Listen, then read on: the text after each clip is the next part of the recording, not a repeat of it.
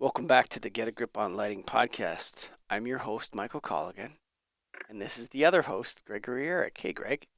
Hey, thanks for introducing me. On today's show, I got in trouble. A couple of people have been saying they don't know what my name is because I never introduced myself. You should all know my name by now out there, lighting world. But anyway, Michael Colligan's my name, and I'm with Chad Shapiro. He has had a fascination with lighting since the age of 13 when his interests in Thomas Edison shifted from the phonograph to the invention of the first successful incandescent lamp. Mentored by historic light bulb and Edisonia veterans like Dr. Hugh F Hicks and later the late Charley Hummel, Chad went on to search the world for the earliest examples of electric lighting history. Alongside this near lifetime fascination with electric lighting, Chad's father had been a lifelong electronics technician. Chad grew up installing electronic gadgets alongside his father for much of his childhood. After working for his father for about 10 years, Chad founded Sterling Sound and Vision in 2012 to focus on the luxury home automation market.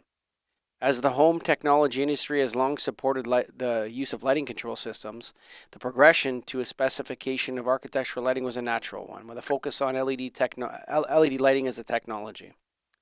Today, Chad works with lighting every day, both in his professional work as well as his hobby. As a strong proponent for educating clients on what the pitfalls of poorly designed LED-based lighting systems, on the pitfalls, Chad helps his clients achieve results often found to be difficult when implementing LED lighting in the luxury market for both aesthetic and comfort aspects. But before we get too comfortable with Chad, Greg, we got to keep it easy, buddy. We got to go down to KeystoneTech.com. That's KeystoneTech.com. Light made easy. And you can be comfortable with those guys because you know why we're going to talk a little today about history. They have history. 1945 is when they started. That's almost 80 years ago now, if I do the math right. Almost, maybe like 78, something like that. But long history. Started as a ballast company, now have become one of the leaders in the lighting industry, and family owned too. Like, we know the people that own this place. There's a lot of lighting companies now that don't have that. There's nobody behind the scenes. It's some accountant running the show that doesn't care about lighting. Keystone cares. They have history. That's important to make lighting what it is now. So thank you, Keystone. And I like to keep it easy. KeystoneTech.com. Of course, they're members of the greatest association in the world, and that's the National Association of Innovative Lighting Distributors. Go to naild.org. If you got light bulbs in a warehouse and you sell them over a counter on a website, over the phone, you got to go to nail.org, naild.org. Chad, welcome to the Get a Grip on Lighting podcast. Someone forgot to turn off his phone. What an amateur move. Sorry about that. Hey, Chad, how are Thank you? you. Thank you. Thank you for having me. I'm well, thank you. Greg, you started off here. Yeah. So you read your bio, but you're a lighting historian. Is that right? Yeah, so I started researching the work of Edison as early as 8 or 9 years old, and first started collecting what was accessible to me, which was phonographs, record players. And ultimately, by about the age of 13, I discovered on a new website on the internet called eBay an Edison light bulb, which can mean a lot of things. And instantly, I told my father, I have to have this. And he said, "Well, how much is it?" And I said, "Well, it's at $200." $200 for a light bulb. Needless to say, that wasn't going to happen. But he remembered as a kid reading about dentists in Baltimore who had an antique light bulb collection in a private museum. And we looked him up. That was Dr. Hicks, and he became my first mentor in the field. Wow.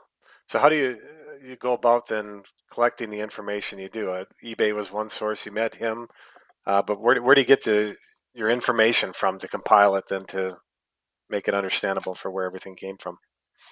Well, what's interesting is for decades, what I'll call the first generation of light bulb collectors had very little information to work off of.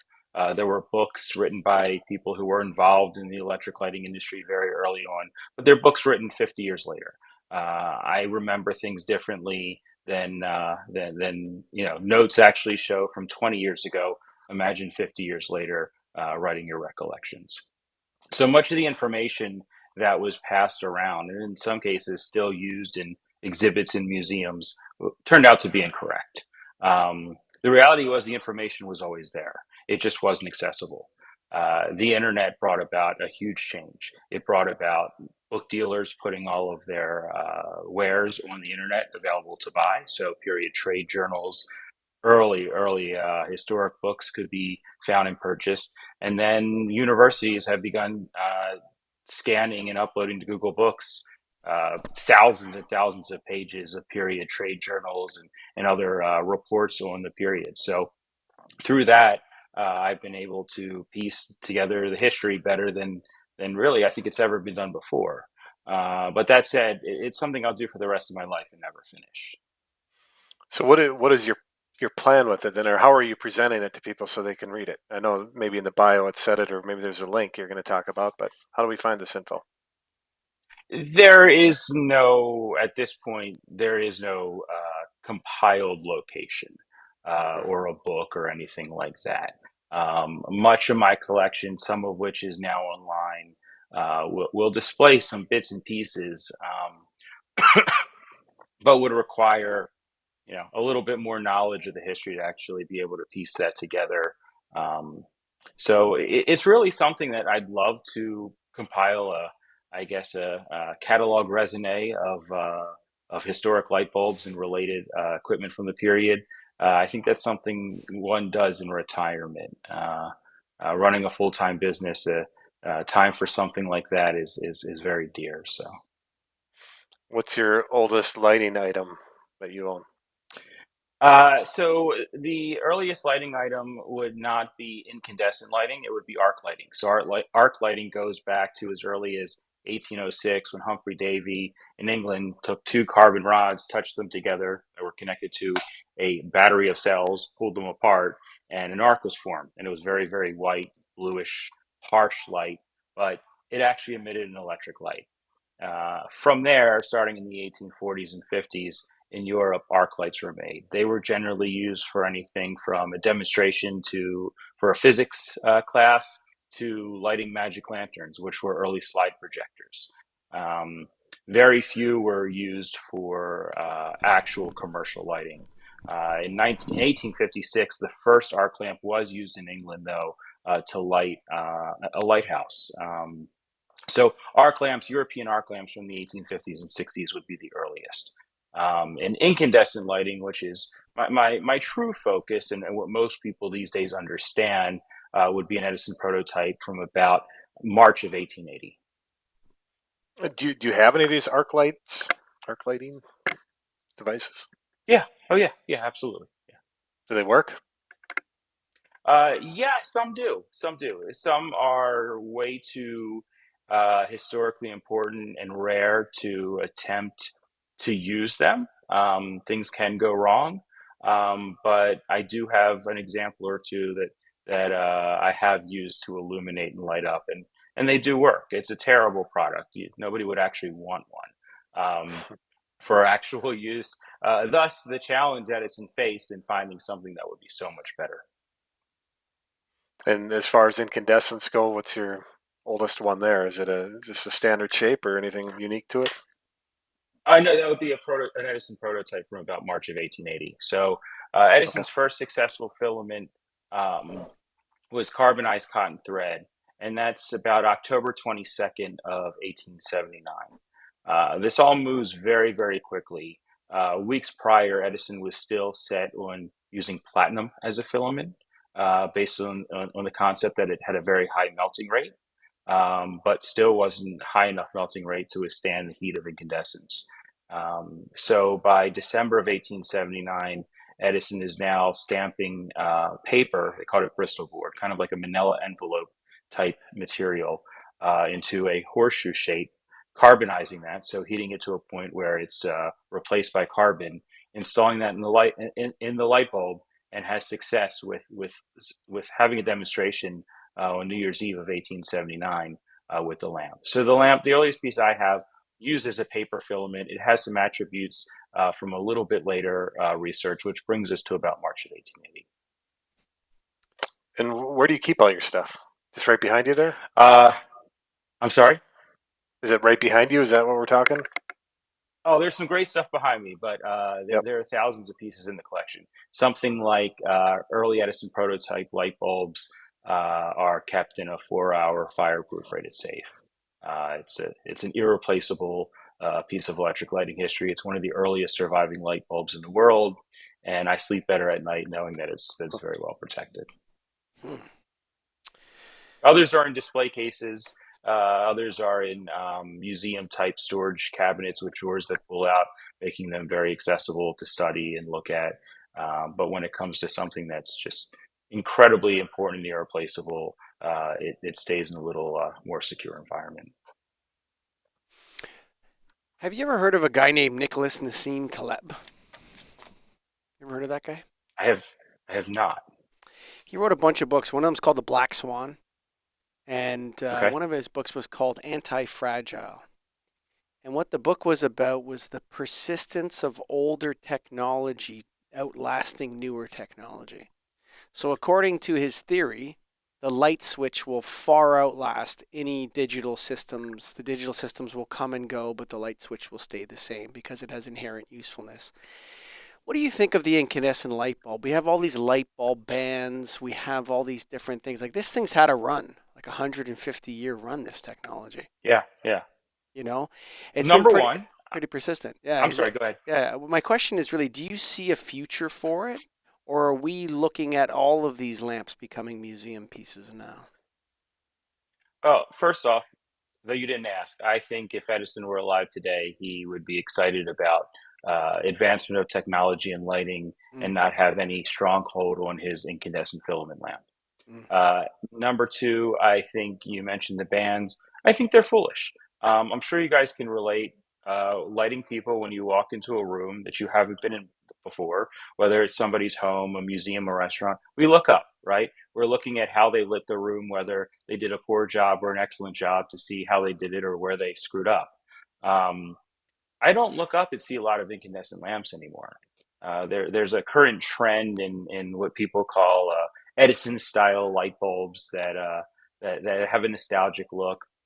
Sure, those the nicer ones, the better looking ones are incandescent. Um, but the ban is banning something that the market, I think, from what I see, the market cares so little about. The majority of people in home and business have converted to LED for better or for worse. Uh, I'm dealing with I'm fortunate enough to deal with a clientele who can afford for us to spec, very good LED products that deal with circadian rhythm and high CRI and all the things that your hardware store, big box store shelf don't deliver on very or don't deliver at all. Um, Regardless, people are switching over to LED. They want to lower their energy costs. They want to lower um, the maintenance of changing out light bulbs. So I think the government banned something that wasn't a problem, in my opinion.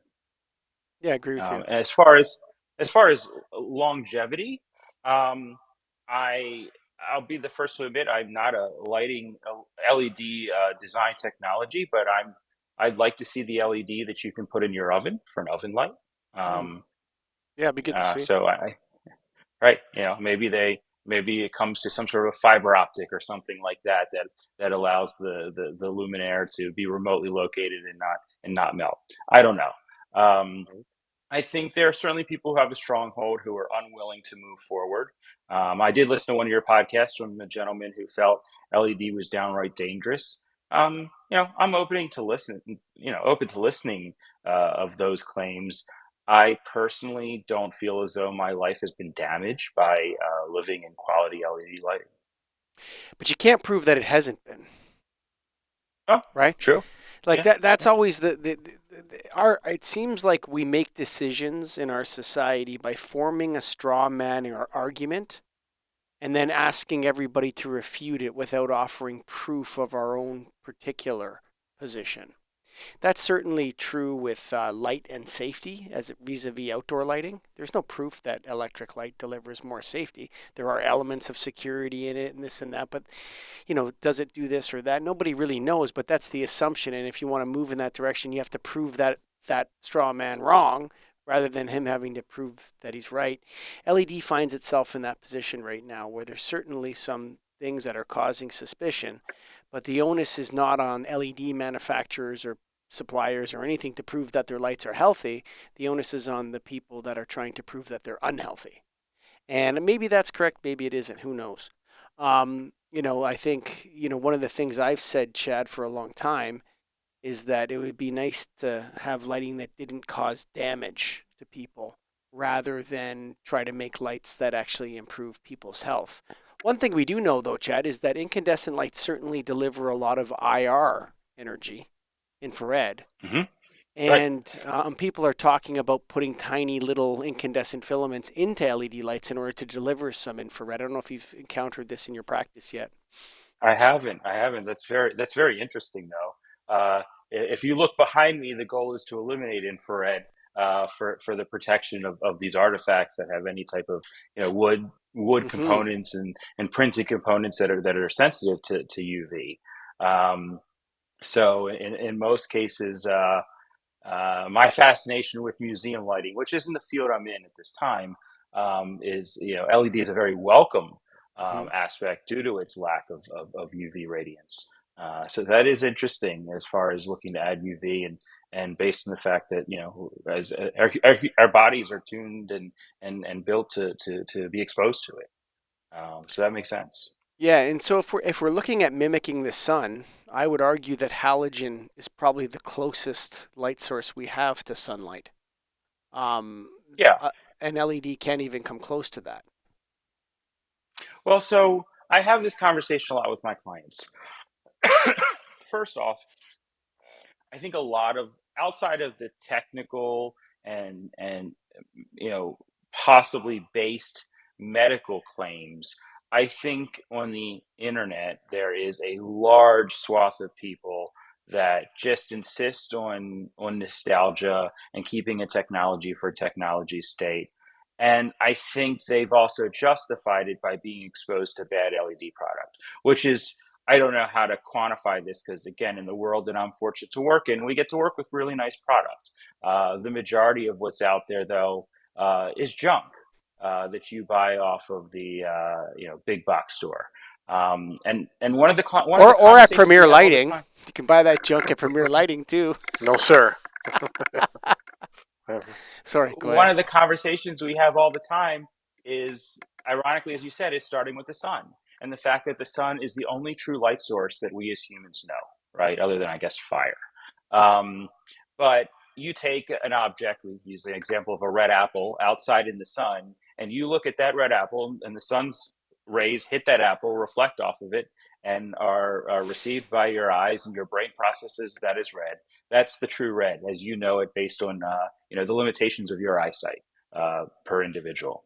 Um, Being that incandescent in many ways creates light the same way through heat, uh, they also have a 100 CRI rating generally. So halogen worked great. You in high end homes, MR16s were the thing to use, right? And although those vary drastically in color, I'm sure you've gone to a site where MR16s after years the reflective coating on the back is shifted and they're putting out green or blue light. So they're not exactly trouble free. But I have found when you buy used to be G Constant Color, they're discontinued.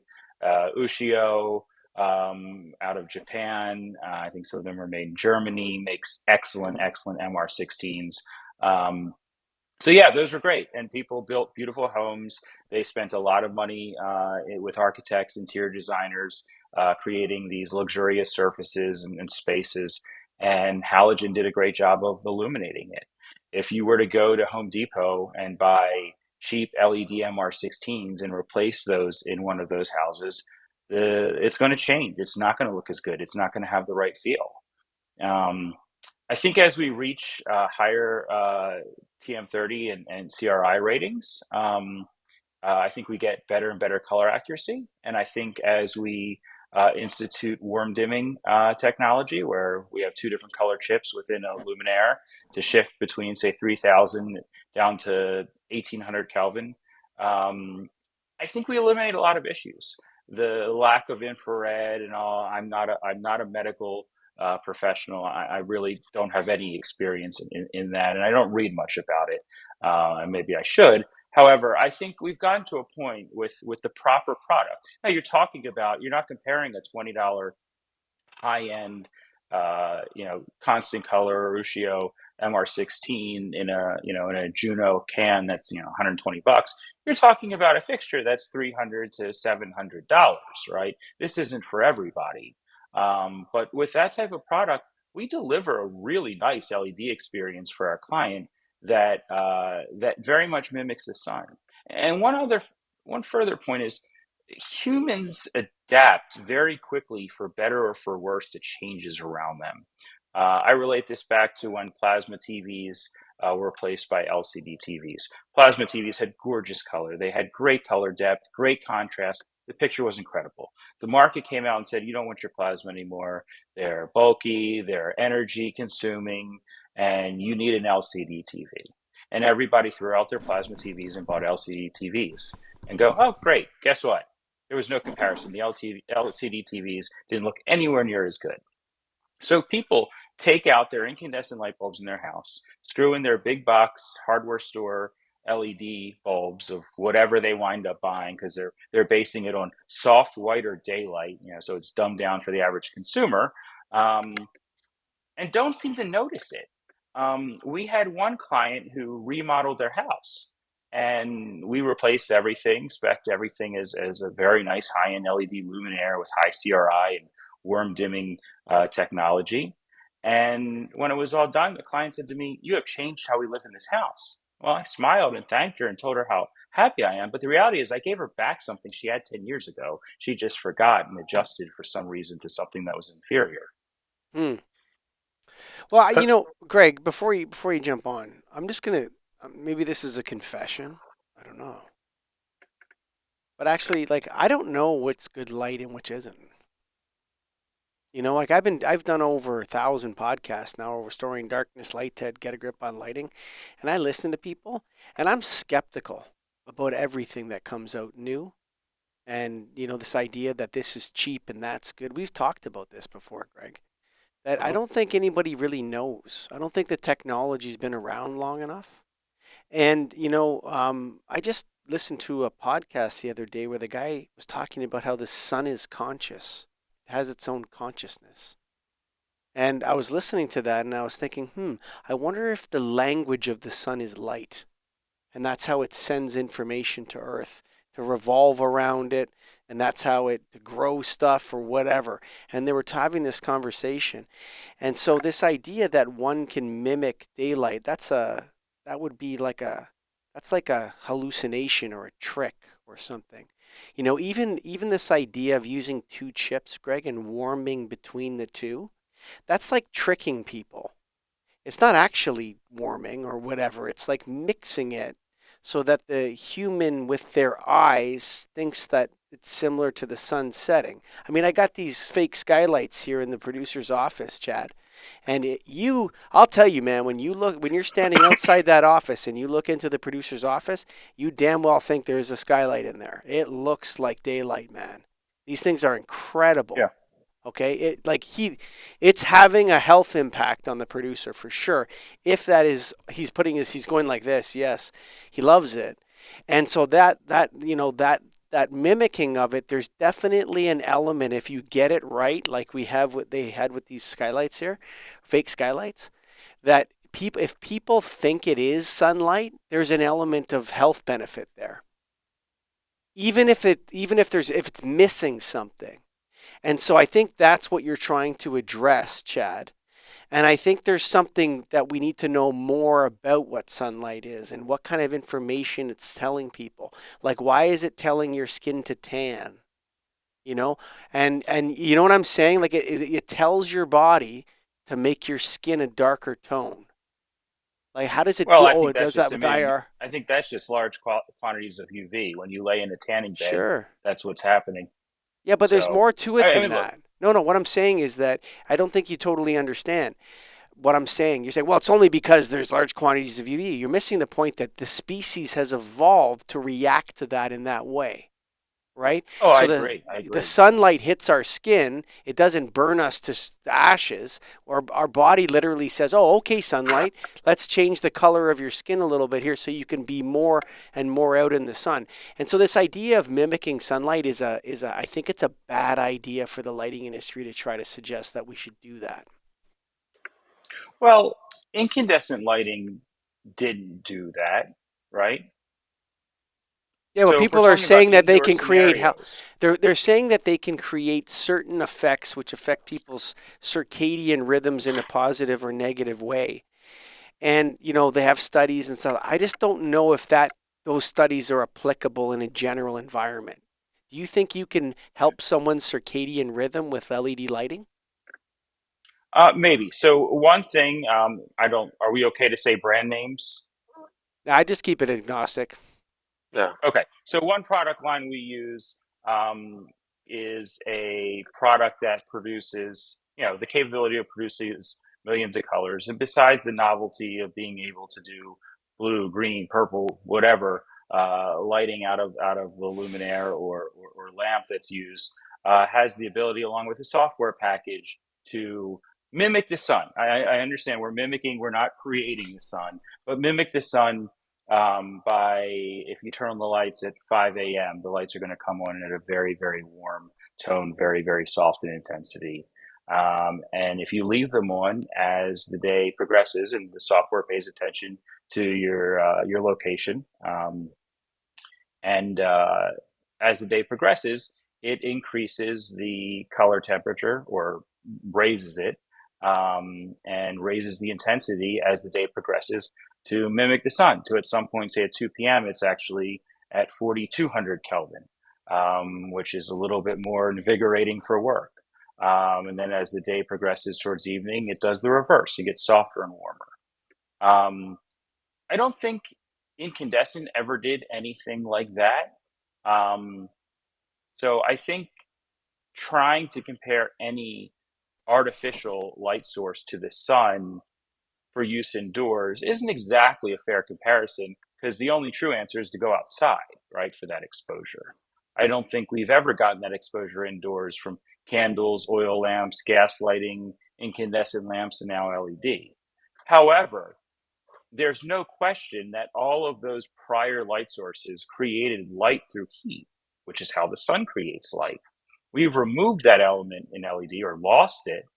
Um, Anything we can do to bring that back in, I think, improves the product and the technology. Now, the company that I just mentioned that makes that whole product, which is a luminaire or lamp and software package, um, moved very quickly away. Early on, they talked about health benefits and very quickly moved away from that and encouraged all their reps, all their dealers, specifiers, et cetera, to stop talking about that.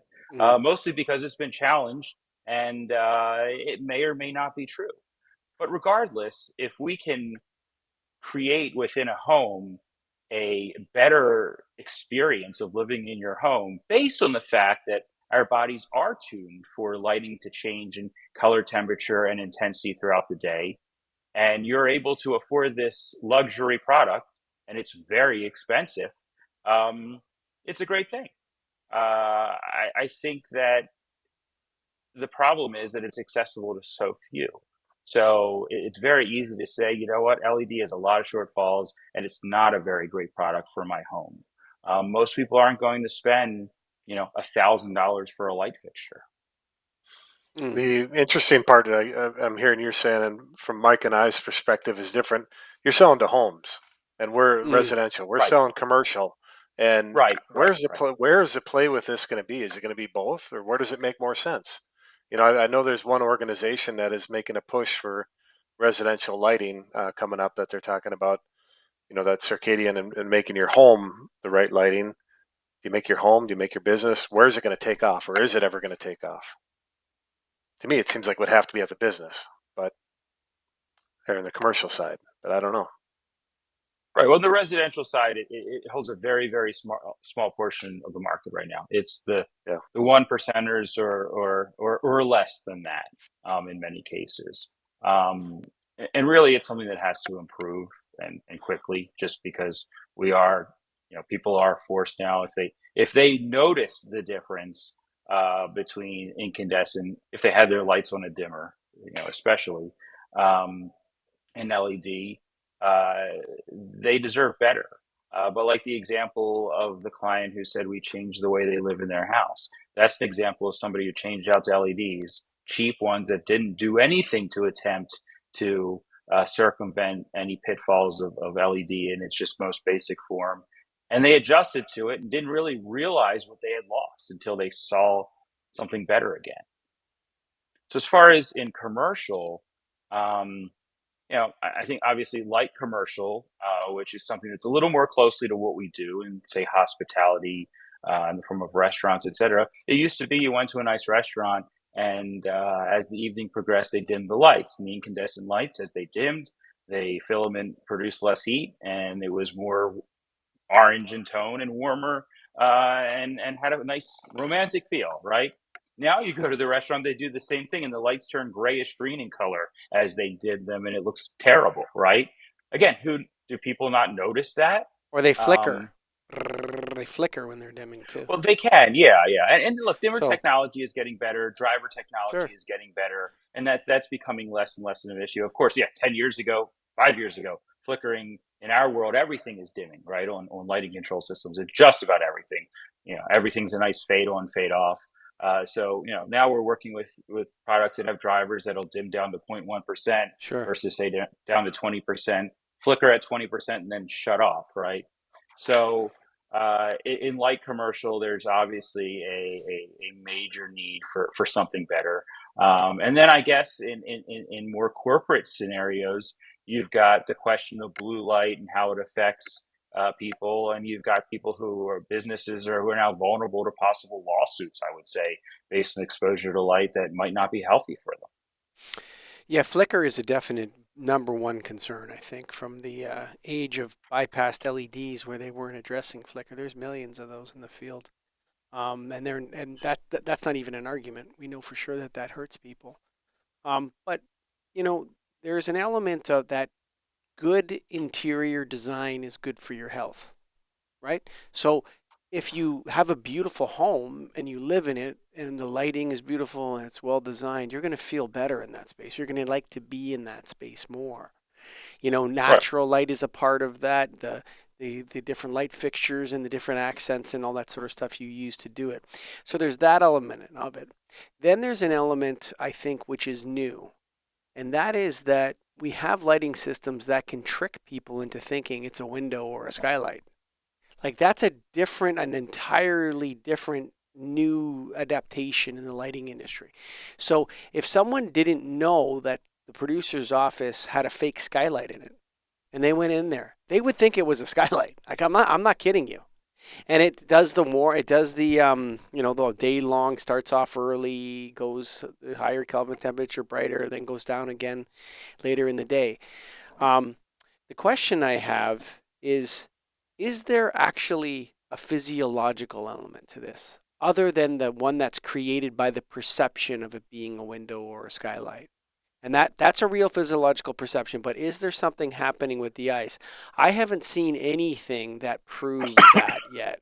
And just wondering, Chad, if you've come across that in your career, or if you're operating on the same principle that interior design is a good interior design is a healthy design. Yeah, we're basically selling, or helping our clients achieve an experience. Mm, As far as health benefits, it's something we're recommended to a couple years ago, stop talking about and have. However, there is a difference. And one thing we demonstrate to clients is, and we use a product that does sort of a circadian shift to do it. We'll take 3000 Kelvin in a room and we'll dim it down to 10%. And when you take an LED chip that's been tuned to 3000 Kelvin and you push 10% of the light through that sulfur based, not sulfur, phosphorus based coating, it doesn't produce the same color anymore. The CRI drops incredibly, and the color turns sort of a grayish white, and it looks pretty bad.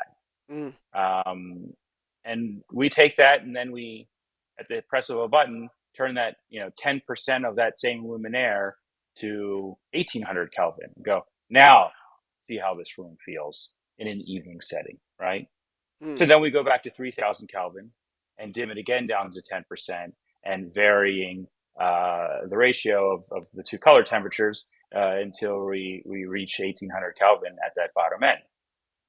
At that point, the customer feels, wow, I can really have a space that's very warm and inviting when I want it, when I'm relaxing in the morning or in the evening. So we're selling more of a luxury experience that is mostly lost with LED. Our clients want LED. I think with most of our clientele, if I said, you know what, I really don't recommend LED. We're gonna spec incandescent on your project.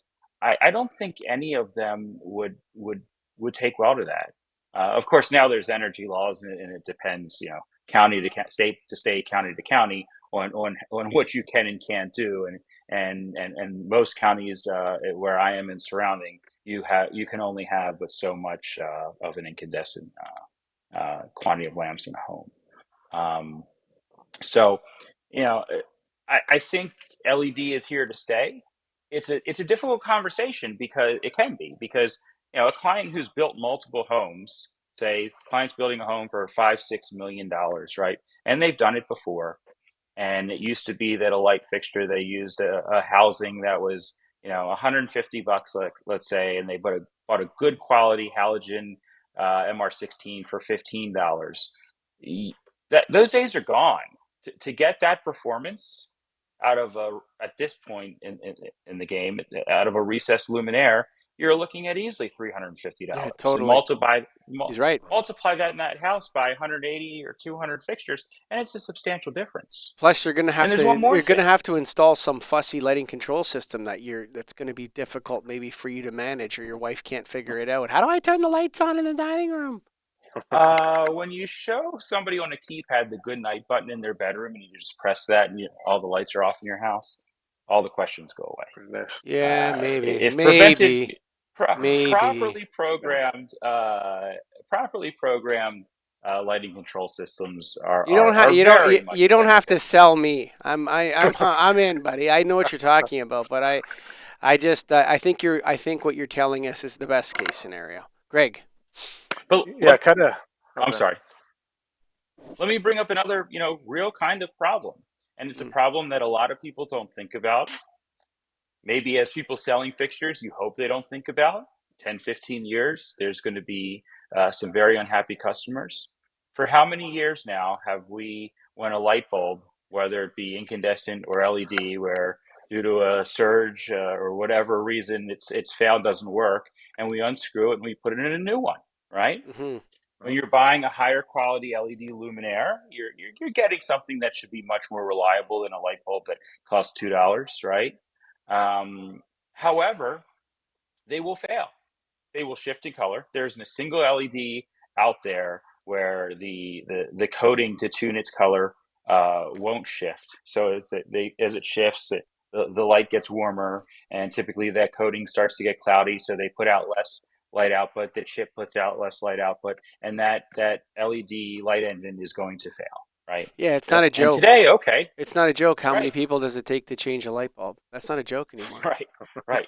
So, okay. So you buy the Acme recessed lighting fixture that this is a really great product, and in 5 years, one prematurely fails. Okay, you call up Acme and say, hey, listen, my model AZ7 fixture with a 40-degree beam angle at 3000 Kelvin has failed, and I need a replacement one, and they ship one to you. Well, what happens in 20 years when Acme Lighting is either out of business or has moved on from making that product, right? And you have one of these fixtures that's failed, right? Well, you're not going to just replace one with someone else's fixture in a home. What about a house that has, wood tongue and groove ceilings?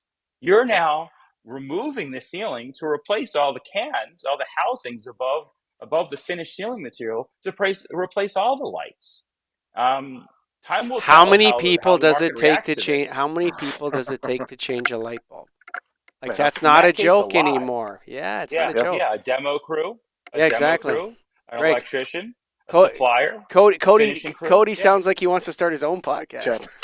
Chad. Chad, sorry. I'm reading an email here in front of me. Cody, Chad says you should start your own show. You got a lot of stuff to say, brother. Go ahead, Greg. Yeah, no, you're right, and that is a topic we talk about a lot. Is that they can't be replaced. But what I want to know, bringing it back to history and to kind of close it out, is can lighting be broken down into eras? And if so, like what's the best era? You know, like there's the arc light era, there's the incandescent era, there's a fluorescent era, maybe HID era. That's not HID's, specific, but I'm kind of thinking more broader. And then obviously LED. Are we in the Halogen. best one? Halogen. Halogen's incandescent. I'm saying No, but like that rolls I together. think halogen's its own era, man. Constant Okay, color fine. MR16s. Yeah. Okay. But if you want to talk What's the about best? historically, culturally, you're looking at the 1920s. Initially, when Edison and his few competitors start selling electric lighting systems on a small scale, you're dealing with a very wealthy consumer or successful business. The electricity, in many cases, the grid didn't exist. So you were putting, behind me is sitting a dynamo from about 1884. You need a steam engine to run that. That has the capacity for 50 16 candle power lamps, about 50 watts, right? So imagine having to have a dynamo, a boiler to create steam, a steam engine to run the dynamo, and all of this sort of, rigged or experimental still at the point, apparatus, meters, et cetera, to deliver the power.